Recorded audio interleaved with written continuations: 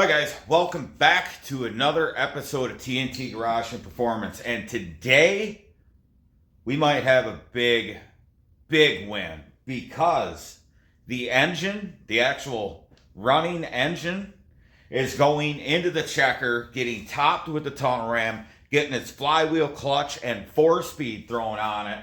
And will it run by the end of the video? I guess you guys just have to watch. So we got a lot of work ahead, so let's get to it.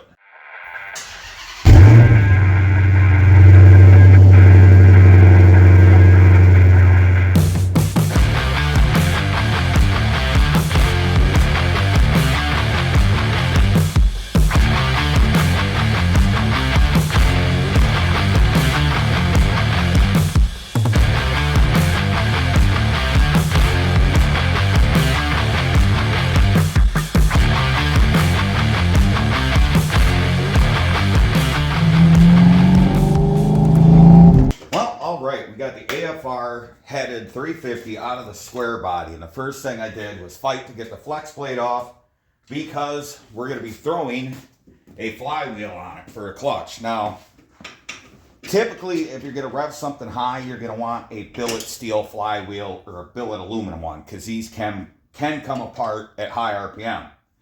However, this engine's not going to be in here forever, so we're just going with a cast flywheel because I'm not going to spin it that high and it's not compatible with my big block, so I didn't want to spend the money here.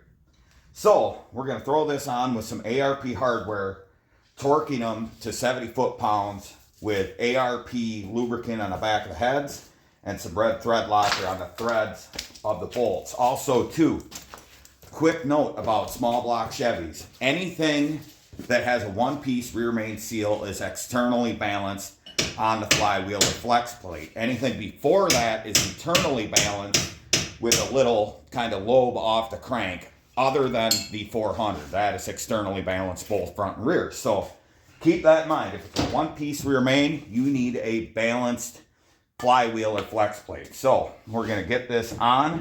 I'm going to get the bolts, and we're going to get her started, get her torqued down.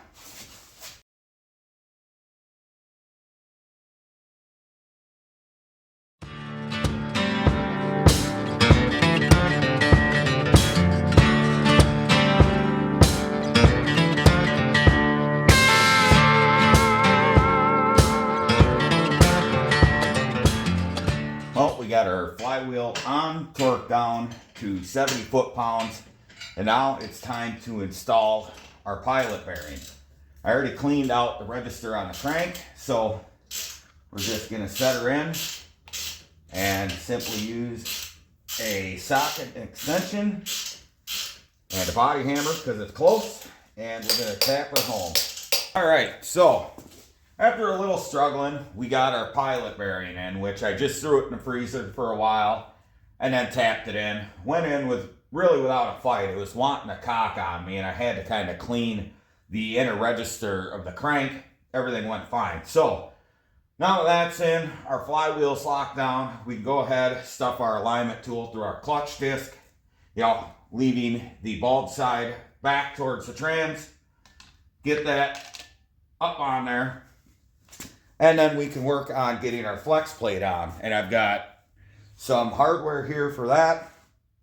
And I'm going to put a little bit of blue Loctite on all the threads just because I want to make sure it's good. So we're going to go ahead and touch all these up with a little bit of blue, because this is something that you're going to take apart at some time. So we'll get all these gooped up and then we'll put our pressure plate on. First, let's go ahead and get our pressure plate where we want it. The rest of our bolts kind of in here.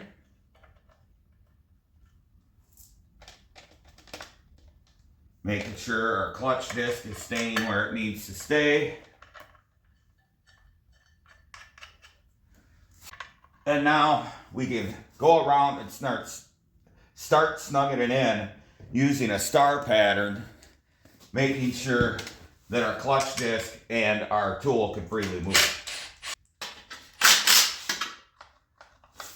Our alignment tool can still move, and we've just about got it snug down. I'm going to put an extension on this.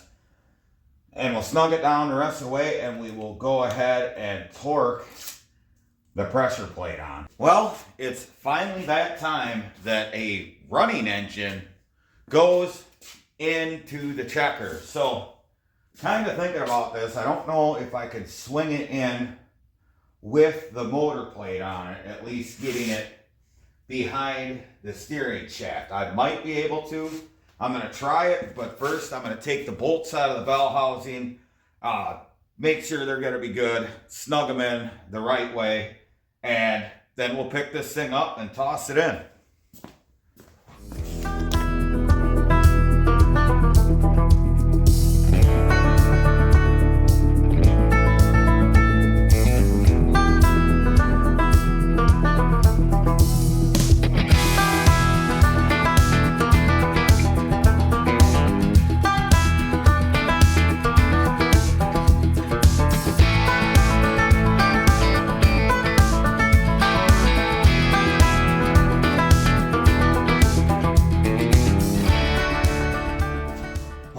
Before we mount our mid plate, we need to set up the front of the block with a couple water pump gaskets, because when you're using a motor plate, you need a pair of gaskets between the plate and the block, and a pair of gaskets between the plate and the water pump. So I went and cleaned out the local AutoZone of their water pump gaskets, because oddly enough, O'Reilly's didn't have any for the most common engine, the most common gasket. So that's not ideal. So there's a couple ways you can get these to stay in place. One is put some silicone on them and kind of stick them in place. I'm going to use grease, just a little light coating of grease to help stick it in place, and if I had to remove anything, it won't completely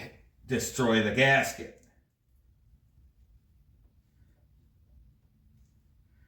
So we got that where we want it. There's one. Grab the second one, stick it on, and then we'll put our mid plate in, and I'll locate it with the water pump bolts themselves so they don't move around while I'm attaching the mid plate. Or motor plate, I should say. I don't know why I keep saying mid plate. It's a plate, motor thing, does some stuff, holds it in. You know the drill. Let's grab the water pump bolts, get the motor plate up in here, get it held on with that, and then we can put the rest of them on, and then pull the water pump bolts out, and then put the water pump on.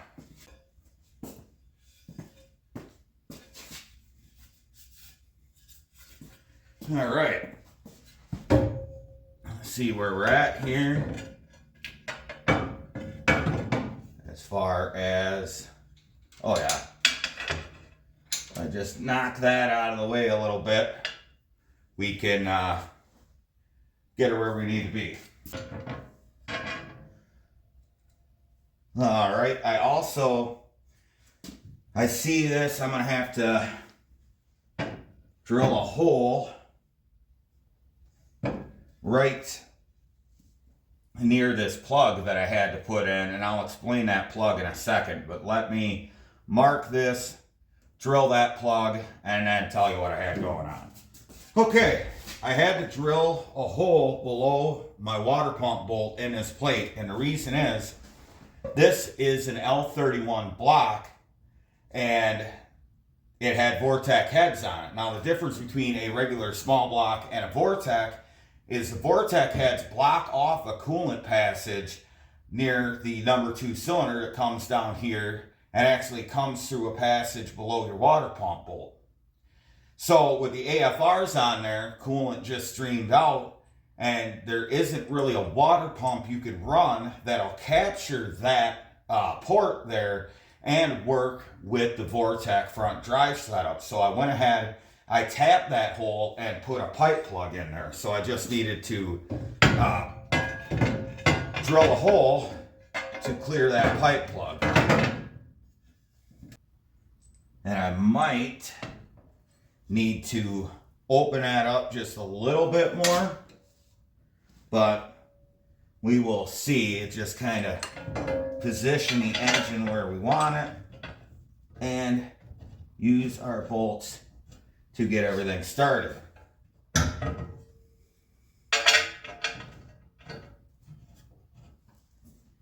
There we go.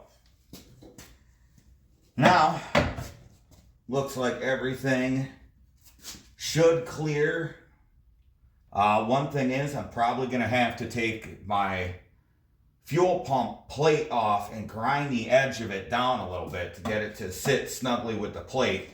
So I'm going to do that. We're going to get our 2 bolts run in on both sides down here, get the plate secured to the chassis, and then work on getting our water pump on the front of this, making sure we don't have any other crazy clearance issues. Now that I got my accessory situation figured out, I went ahead and trimmed up my motor plate here so it'll look a little nicer when it's installed. So the first thing I'm going to do is reattach these water pump gaskets and get them set into place. And then we can put our motor plate back on. There we go.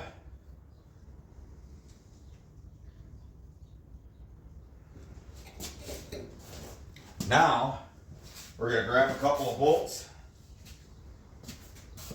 set those up there, find my other water pump bolts wherever they may have went.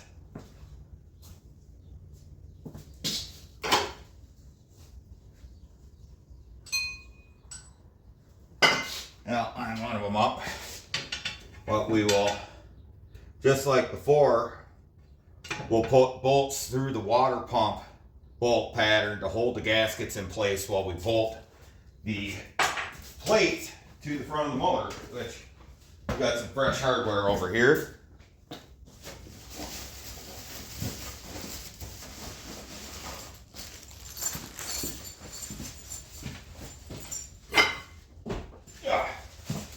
That'll help us in our journey. There we go.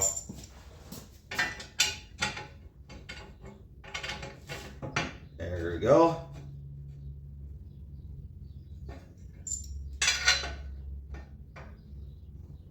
Just to keep our gaskets in place while we're setting the motor plate in.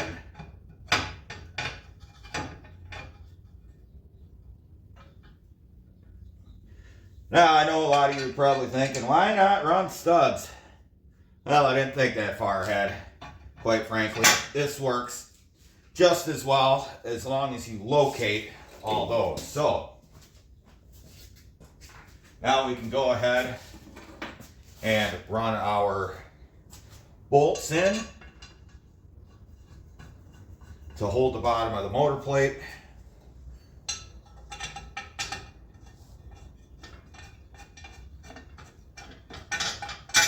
Yeah, lined up here a little better. There we go.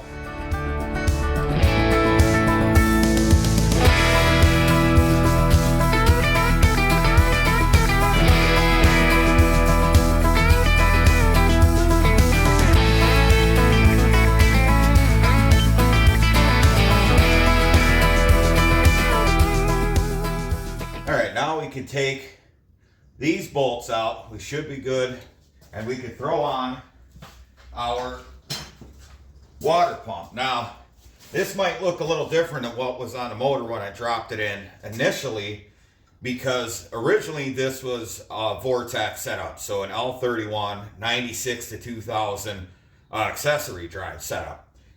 The problem with that, with running a motor plate, is you can't really put the brackets on here easily.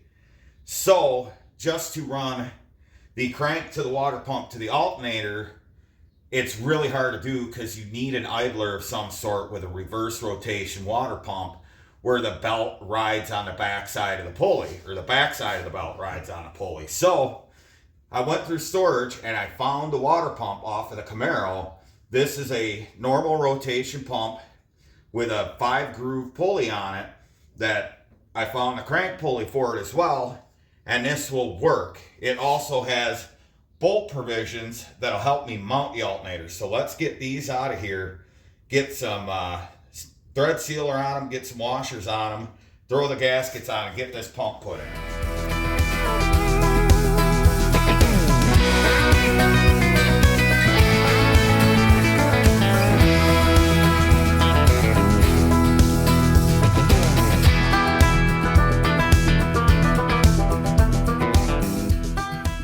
All right, so we got our water pump on, and now we've got a location to mount this bracket that I made specifically to capture the alternator. So I'll get you guys closer in if I can and kind of show you how I'm going to go about mounting this alternator and getting the belt on. Okay, we're going to get this plate punched into place. Make sure that's where I actually want it. I can't remember if I had this flipped over the other way or not. Yep, there we go. Flip like that. That's the benefit of running this old Camaro pump, is that it gives me a much better ability to mount that.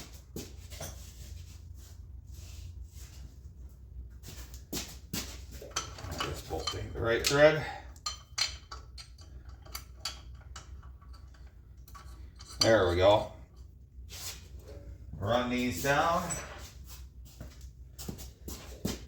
Kind of show you what I'm thinking here as far as the alternator goes, because I'm going to run the internally cooled vortex style alternator on this. So get that down.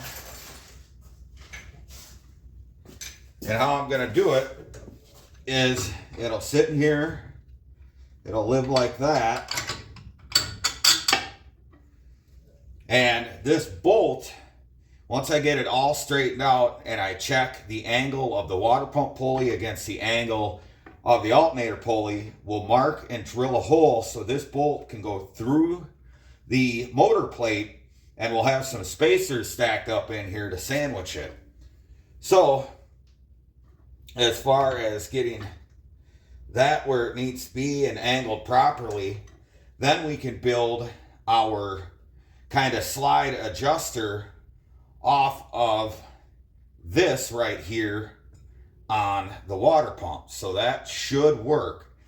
We can use like a turnbuckle or something like that, but I think for now I'll just put a piece of steel in there, just kind of hold us where we're going to be. So the first thing is going to be kind of setting up our spacers and getting this alternator lined up right where we want it. So let's grab the angle finder and determine what angle this is at, and then set the alternator up at the same angle so we know, at least height-wise, where our bolt should be.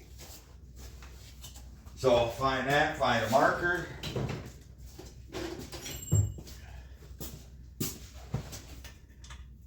So we'll turn this on. We'll lay it on the water pump.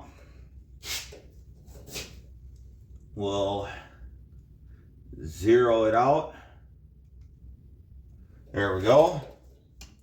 And then put it on our alternator and figure out which direction it needs to go.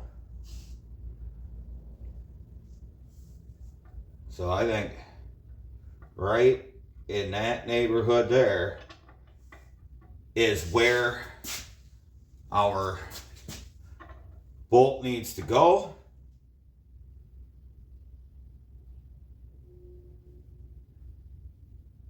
Kind of eyeball it to where we got it in line with the other pulleys. So right there. So now I could drill a hole in the motor plate, we could set up our spacers and at least get this side locked in. All right, we got the alternator sorted out. Kind of janky, but it works. It's solid. The belt's on. That's something I'll address in the future. And now we can work on getting our radiator mounted. So I'm going to put these isolators in. There's my set of pliers. Grab our little nipple here. Got it seated.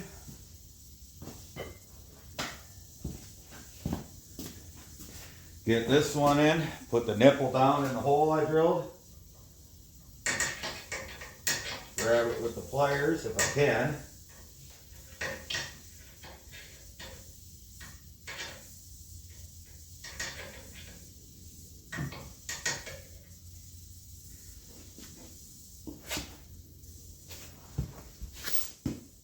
Yeah.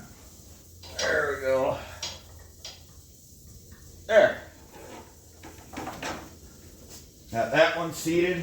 Now I'm going to grab the upper rad hose to help me hold the radiator in as we build our upper mount. Alright, throw our square body radiator in here. There we go. She's sitting in her little grommets. And we'll put the hose on to keep her there. Now the hose is going to want to push it out, which is fine, because we'll just zip tie it back or whatever, but I just don't want the radiator falling either way. So let's do something to kind of tie this back where we want it, and then we can start building our upper mounts, which probably will help it if we hang the fans on there. Our dual fan set up here. And we just hang it on there. That gets the radiator back up to vertical where we want it. We got enough clearance. Clears the belts, clears the pulleys. So we're good there. It's kind of a tight fit. We could switch to a short water pump, but we're fine right now, so I'm going to leave it alone. So let's work on making our upper mount. Alright, I found my tube and round stock, so now we can figure out just how we want to do this. So we put that there and mark it.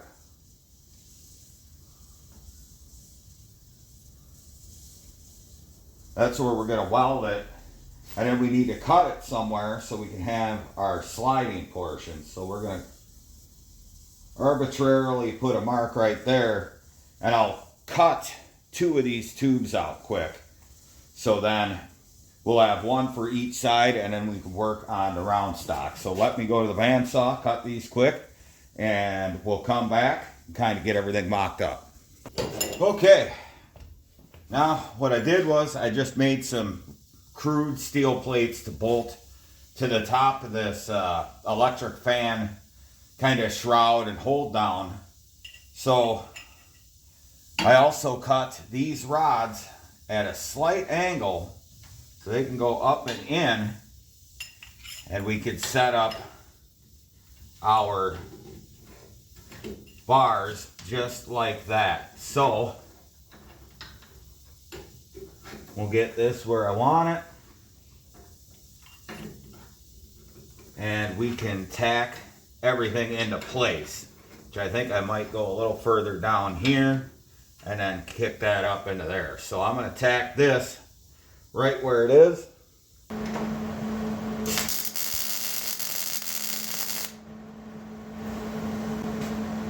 Now that that's tacked, we'll tack the one up on the plate.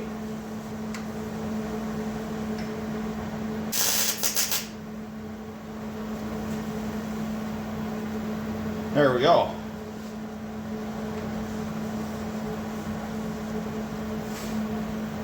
We got that tacked in. I'm going to throw a few more tacks around this, and we can take this upper bar apart and then go ahead and weld around it.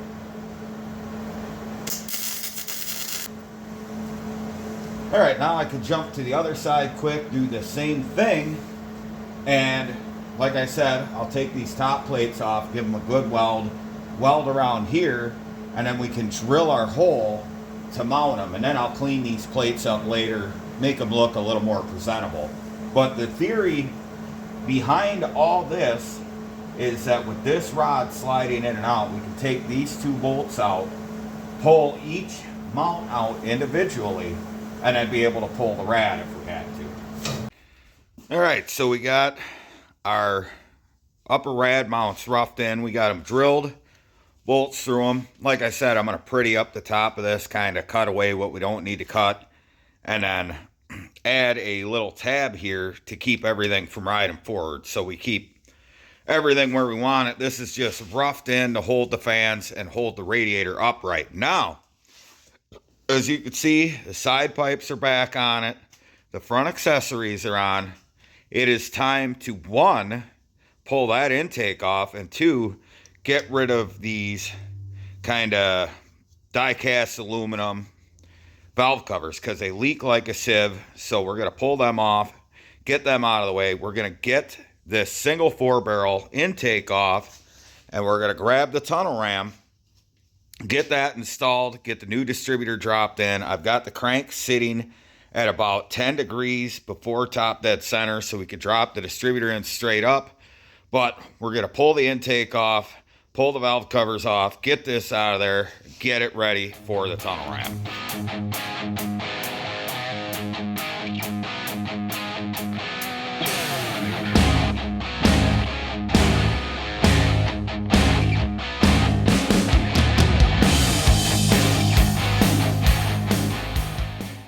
Well, now that we got the old intake carb off, went ahead and took off one of them awful cast aluminum valve covers that are center bolt that leak like a sieve. Now throw the intake gaskets on and also get rid of the sending unit for the square body. Go ahead and put in the copper line for the mechanical gauge before plopping a nice bead of silicone, dropping the tunnel ram on, and putting on the nice pretty chrome perimeter style bolt valve cover. So here we go.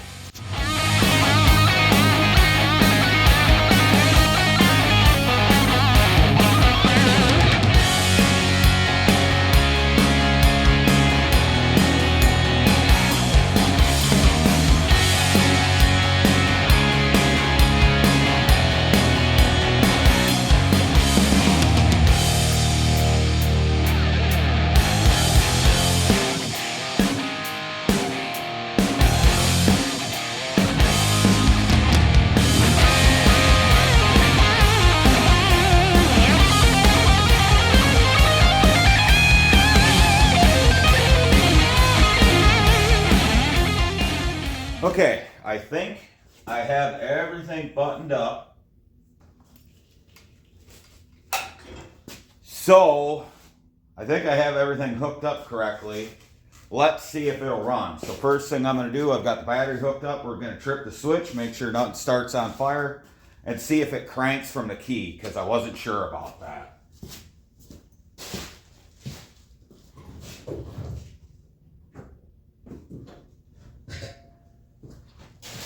All right.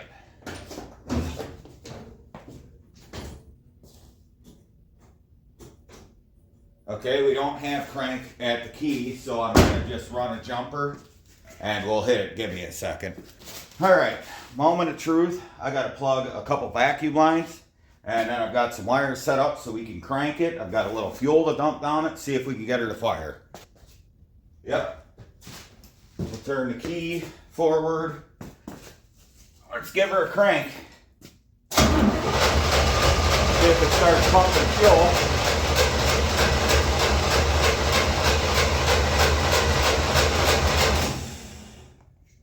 Let her set for a second. See if we built oil pressure.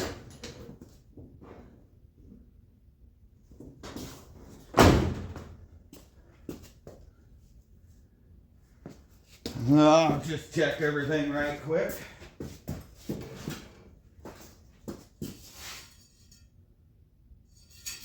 All right, Alright, so let's dump a little fuel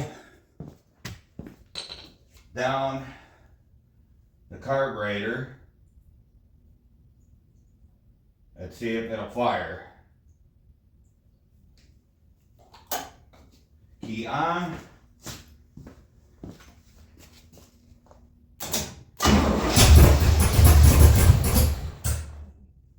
It started. Still not drawing fuel.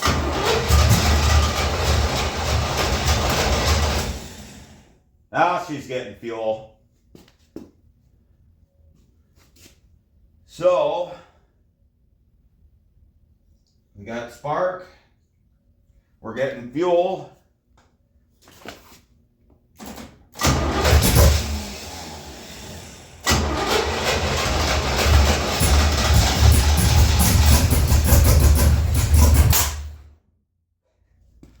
Oh, much.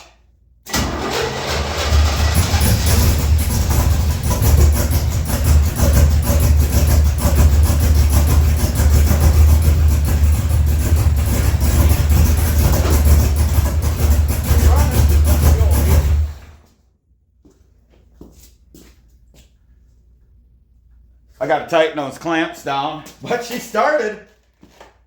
It sounds pretty nasty through those side pipes. I don't know how good it's coming over the phone, but let me tighten those up and see if we can get this thing idling. Oh, that is so damn cool.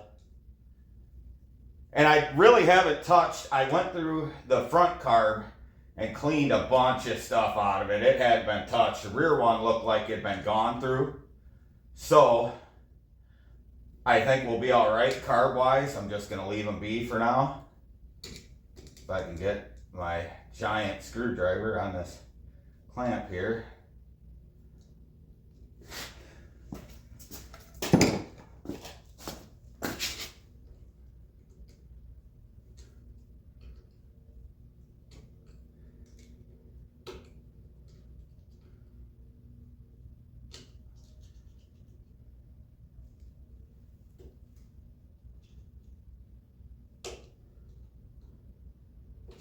All right, let's try it again.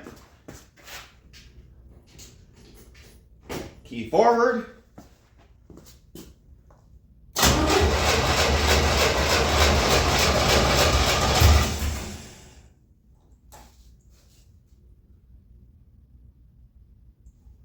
Okay, we got fuel leaking up there.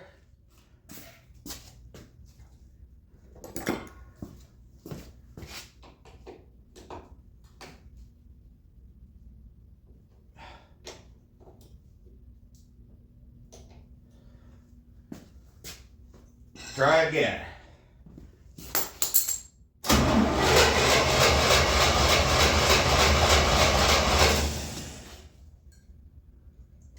We got fuel coming out of the back float. So we'll quick turn that down.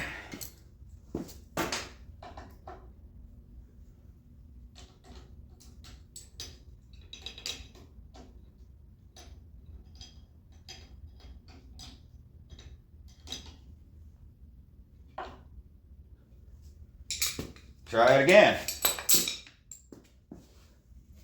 See if we have any squirter.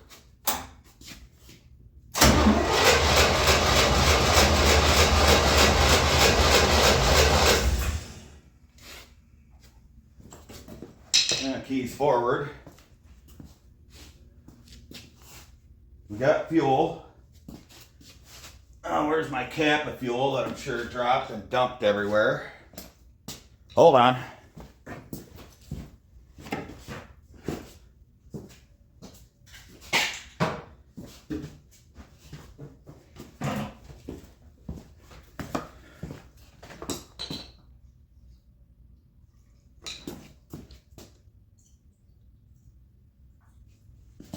Okay, try it again.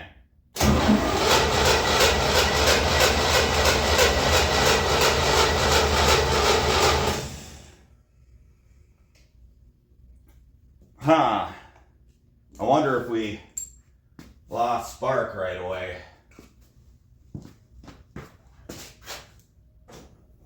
But she was running.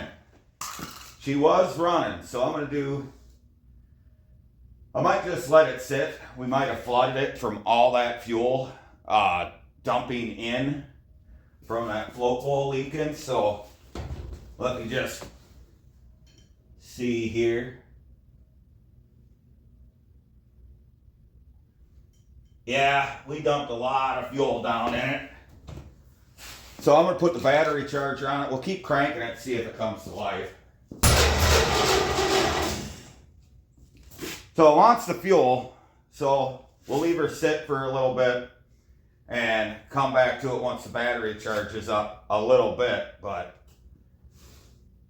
we should have about 10 degrees of timing in it, so let's see.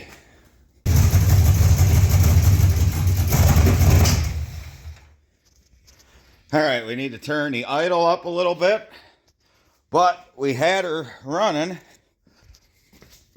Let's give her a little turn on the idle. Put you guys up, see what happens here.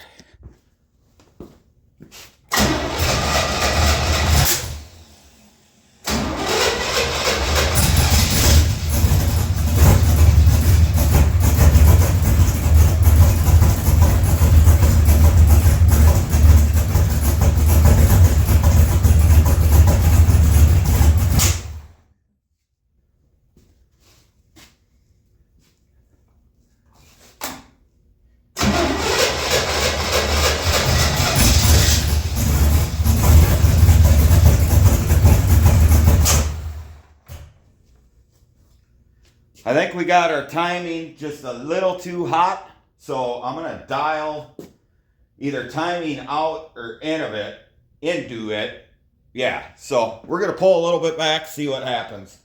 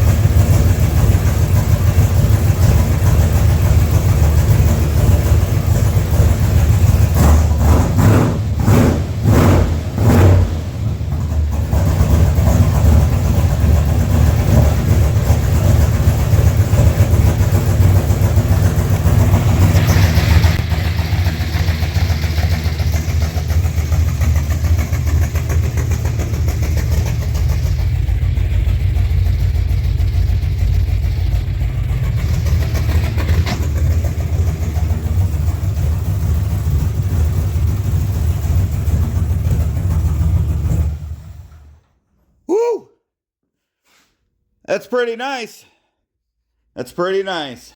All right, before I wrap this video up, number one, this thing sounds incredible. It is loud and deep and pounds you in your chest, which is exactly what I was going for. And I'm not quite used to the side pipe thing yet, where you're just hearing 4 cylinders chop on either side.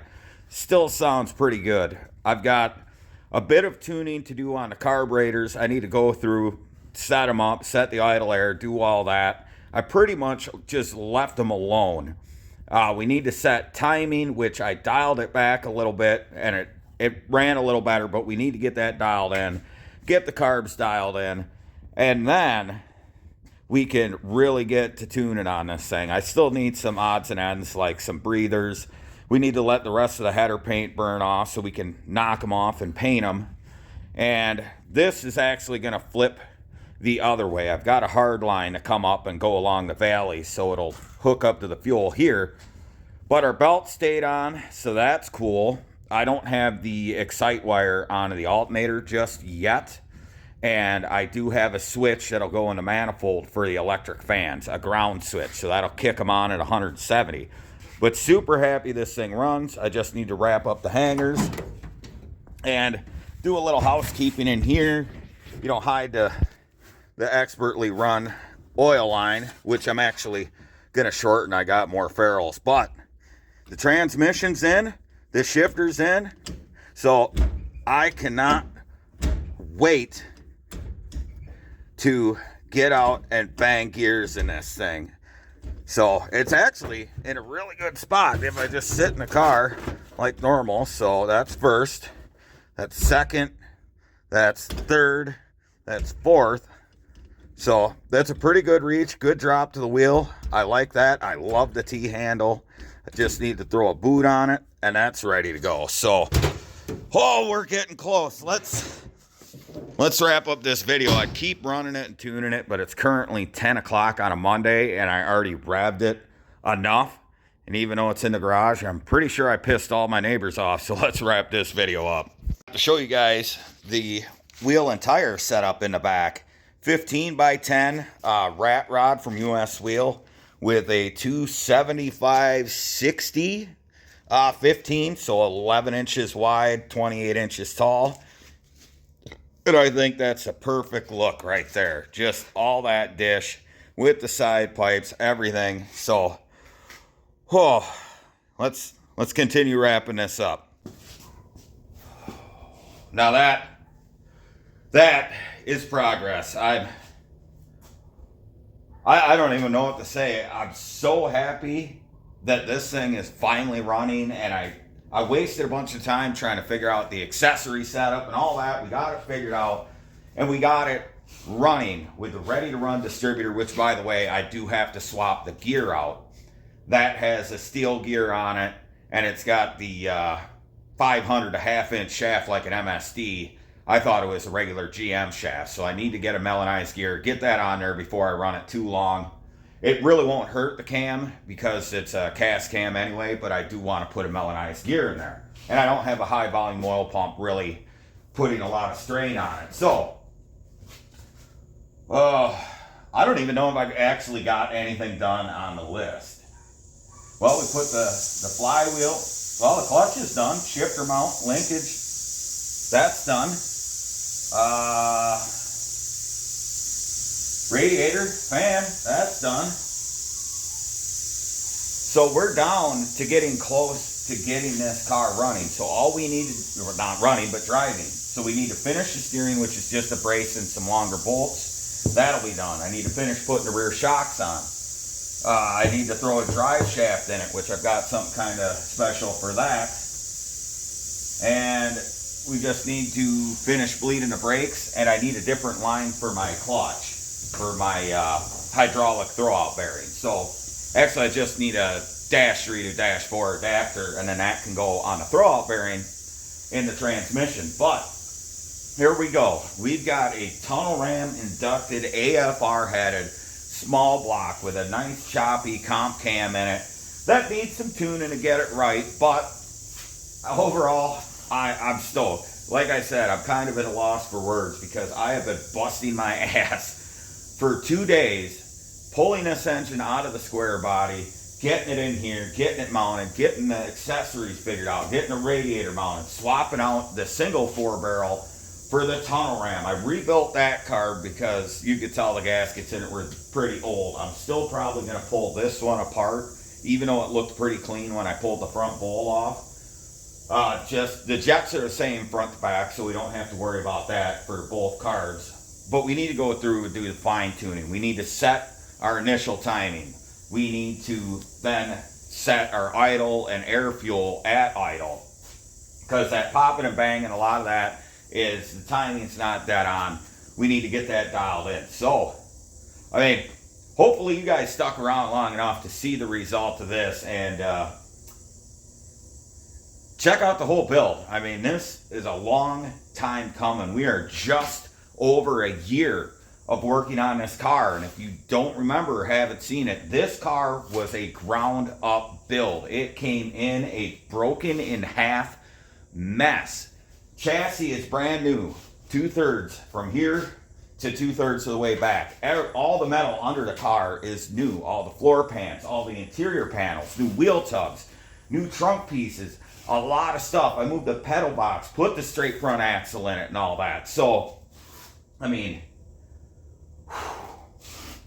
we're getting dangerously close, and I am super excited. Hopefully you guys are too. So if you like this, go ahead, like, share, and subscribe. Hit the bell icon. Go ahead and look at the playlist up in the corner. And don't forget to follow me on all my social media. Links are on my homepage and in the description below. And, whew, God,